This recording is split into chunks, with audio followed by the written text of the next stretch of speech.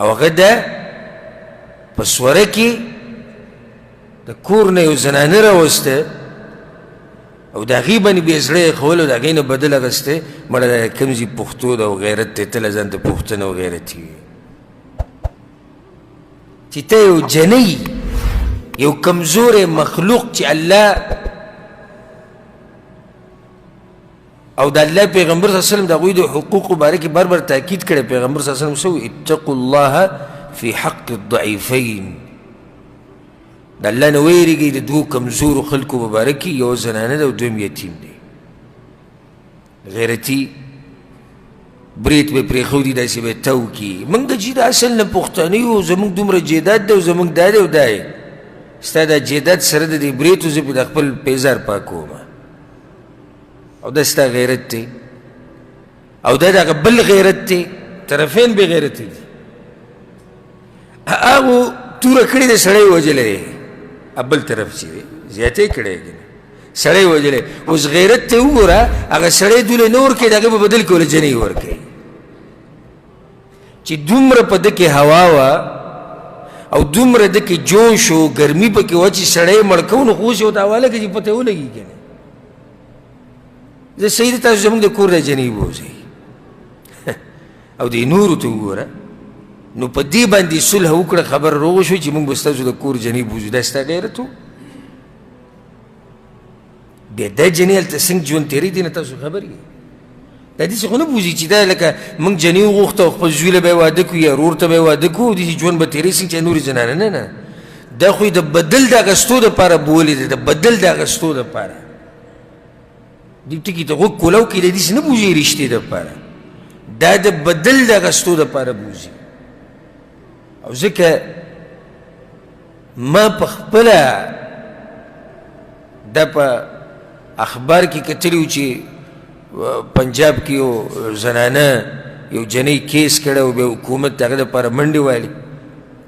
جنۍ کیس دا داخل کړی و چې زما رونو د دې کور نه یو کس وجلی ده او بیا زه هغوی دوی له ورکړې یم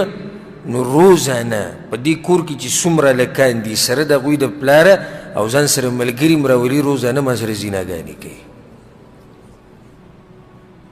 هغو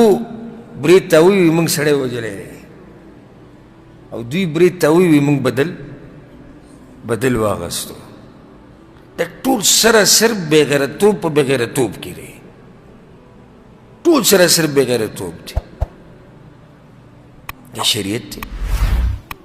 دا اسلام دی دا پښتو ده دا انسانیت دی دا هر څه دی که دا انسانیت دی چې ته کار جرم ته وکړه بدماشي ته کوه هوا په تا کې ده ګرمي په تا کې ده جوش او جذبه په تا کې ده او بې زور دی و ماشومې نه او د یو غریبې جنۍ نه وباسي بیا هغه ورکوې په بدماشۍ کې دا بیا داسې واقعې په کې هم راغلي دي موږ ته پخپله خبر یو او په هغې باندې حکومت ایکشن هم اخیستی و څه وخت کې دا خبره ډېره ګرمه چلېده چې یو کور رالګېدلی دی د دې بل کور نه 3 کسان دي که 2 کسان دي وژلي په صلح کې او په دې کې چې کوم سپین ږیري ناستي دوی له حیا نه ورځي دا له وایي د جرګو خلک دي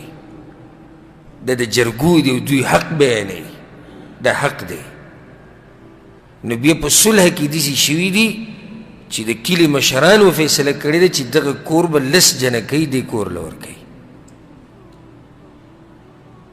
د 3 کسانو به بدل کړي یا د 2 بدل کړي 10 جنکۍ به موږ له راکوي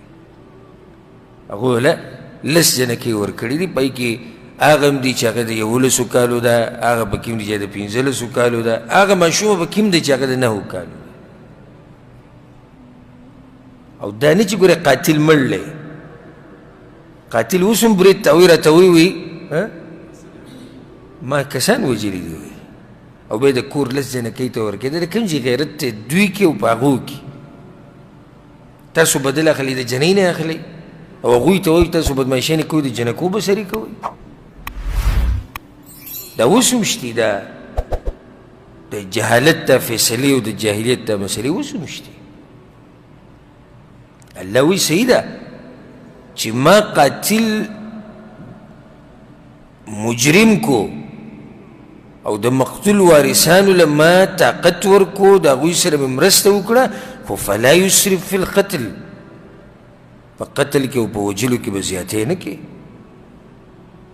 څومره ښایسته شریعت دی زموږ الله دی په دې شریعت باندې موږ د مرګ پورې قایم او دایم لري.